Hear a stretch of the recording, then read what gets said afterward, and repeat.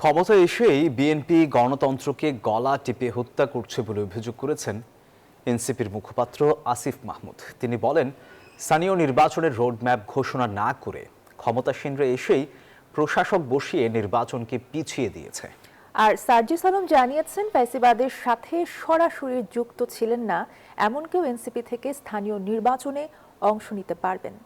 স্থানীয় নির্বাচনে এনসিপি প্রার্থী ঘোষণা অনুষ্ঠানে তারা এসব কথা বলেন।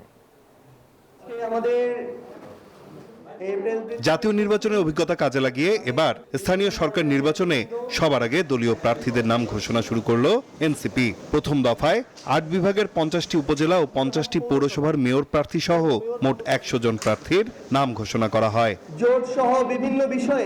দলের স্থানীয় নির্বাচন পরিচালনা কমিটির চেয়ারম্যান সার্জিস আলম বলেন, জোটে নয়, স্থানীয় নির্বাচন এককভাবে লড়বে এনসিপি, আর নির্বাচনে জিতে আসতে পারবে এমন প্রার্থীদের বাছাই করা হচ্ছে। সব মশার বিরুদ্ধে সুরক্ষা দিতে এলো বসুন্ধরা এক্সট্রিম অ্যারোসল। মশার বিরুদ্ধে এক্সট্রিম সুরক্ষা। যাকে আমাদের মনে হয়েছে সবচেয়ে গ্রহণযোগ্য, জিতে আসতে পারবে, আমরা তাদেরকে রেখেছি। এখন পর্যন্ত আমরা এককভাবে প্রস্তুতি নিচ্ছি এবং বাংলাদেশে প্রত্যেকটা সিটি কর্পোরেশন, উপজেলা, পৌরসভা, ইউনিয়নে আমরা এককভাবে প্রস্তুতি নিয়ে আমাদের প্রার্থী ঘোষণা করব। আসিফ মাহমুদ সজীব ভূঁইয়া অভিযোগ করেন, সারা দেশে আইন শৃঙ্খলা পরিস্থিতির অবনতি হচ্ছে। হামের প্রকোপ বৃদ্ধি নিয়ন্ত্রণ করতে ব্যর্থ হয়েছে সরকার। স্থানীয় সরকারের বিভিন্ন পদে প্রশাসক নিয়োগেরও সমালোচনা করেন তিনি।